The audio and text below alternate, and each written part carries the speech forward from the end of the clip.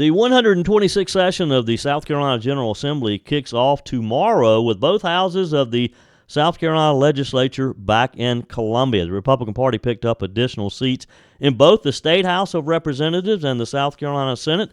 There are a lot of important issues that will be at the top of the list as legislators go back to work. And one group that is keeping a close eye on things is our friends at the Palmetto Promise Institute. Joining us today, Dr. Oran Smith, a senior fellow with Palmetto Promise. Welcome, Dr. Smith. How are you, sir? Hello there. Always good to talk to you, Joey. It's always a pleasure. So you guys just recently published the Palmetto Freedom Agenda, which consists of what I would assume are some of the top priorities for this session. If you would, give us a quick overview of what those issues are, and then we'll take a little closer look at each of the priorities. Yes, that sounds good. Well, the whole idea of a freedom agenda came about during COVID when we were first locked down. During the beginning there, we had more time to do research than we normally did. So we thought about a listing of what the top issues, the top items should be for the legislature to tackle when they came back. And that was 20 and 21. Then for 23, 24, we came back with another set, and we had some victories for 23, 24. So this summer and fall, we've been preparing for the new legislature to come back with the Freedom Agenda 25, 26. And this time, it's a list of 20 items that we think that the state of South Carolina, through its legislature, needs to pass to make us a more competitive state and a freer state. As I mentioned, of course, we have a few more Republican votes in both the House and the South Carolina Senate. What does that mean to you guys, some of you who are working on conservative-oriented legislation? Is this going to allow us to maybe do some things that we haven't been able to accomplish in recent years? I have to say that I am very optimistic. They say elections have consequences, and that is really true. I was up at the State House last week for a hearing on the school choice legislation, and it was the Education Committee, and the committees followed the same ratio of Democrats to Republicans as the chamber in general, and it was a room full of Republicans. I remember not that long ago when you went to a committee meeting, it was relatively even, Democrats and Republicans, and because of that, you weren't really sure how things were going to come out at the end of the day. Were they going to vote the good legislation out?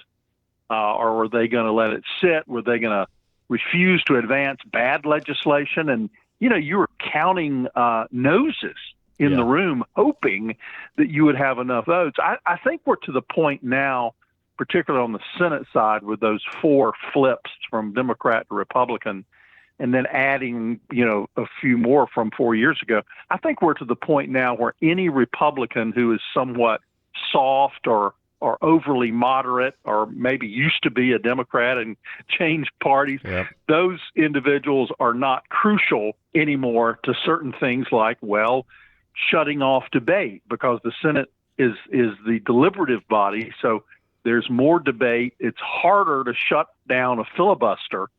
But now the Republican caucus, they can spot a few. Yeah, they can say, the conservative Republicans, there's enough of those to shut down a filibuster and then get to a vote. So I predict it's going to be very, very transformative if the Republican leadership can keep everyone on the bus. Yeah, and not allow too much division to take place. We've seen that in Washington. For sure, and I hope we don't get too far down that road in South Carolina so that we can get some of these agenda items done. Sure.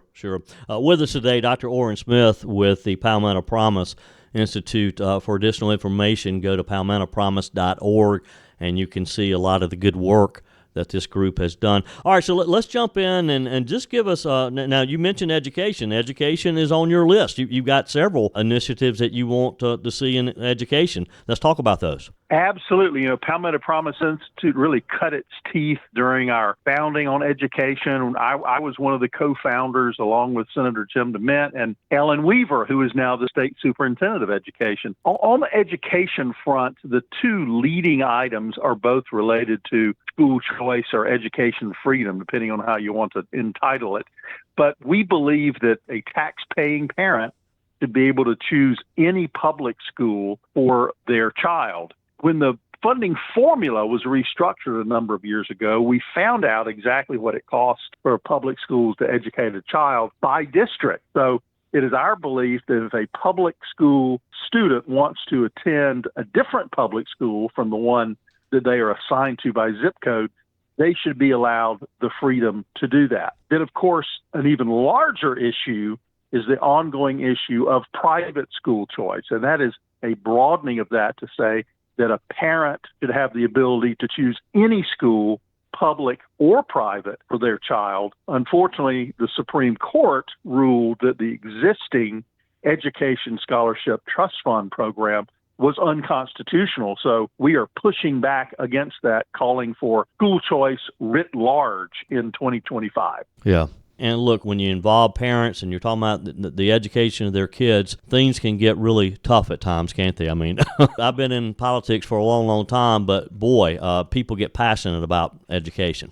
Well, that has certainly been beneficial for us because when the Supreme Court on September 11th, of all days to do it, September 11th, 2024, they said these kids that were already in their new private school that was paid for through this school choice program, that they were no longer allowed to stay in that school. Our phone started to ring. Our email box started to fill up with parents who said, we don't know what to do. We are at our wits' end. We've been told that our children who have been struggling in some other setting, they'd finally found the school that they loved and that they were going to be kicked out of it. So that created a movement of parents who have been reaching out to their legislators and saying, we've got to fix this and restore this school choice program ASAP. All right, let's move on. Healthcare is part of your Palmetto Freedom Agenda. Talk with us about that. Yes, one of our greatest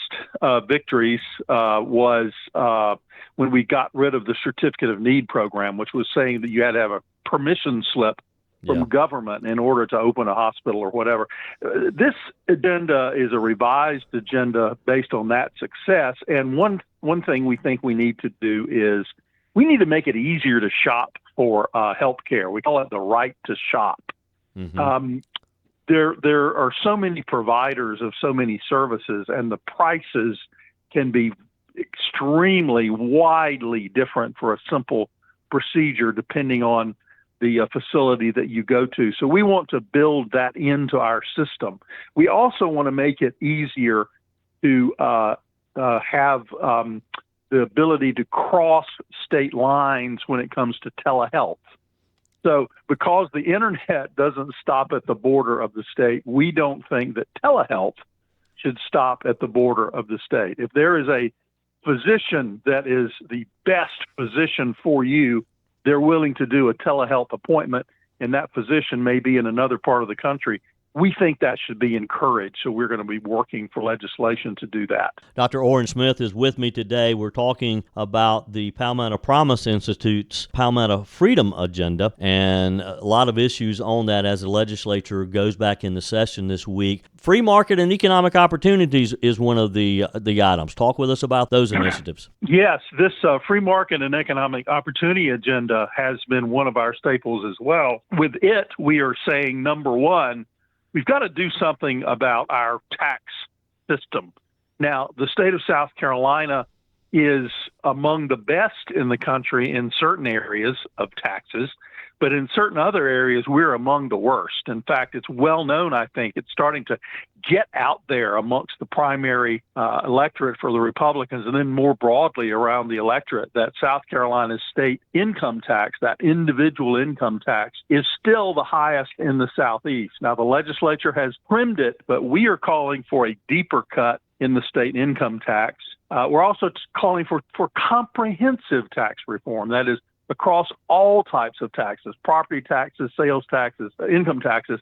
And we've just released a new report that's available on our website with our total comprehensive tax agenda. And that website is palmettopromise.org, palmettopromise.org. I'll also have links on my website, joeyhudson.com, for additional information too. And let me encourage you to go and to review these items. And we'll, of course, Dr. Smith, we'll stay in touch with you throughout the session, and you can give us updates along the way, because it's going to be an exciting and I hope a very productive session.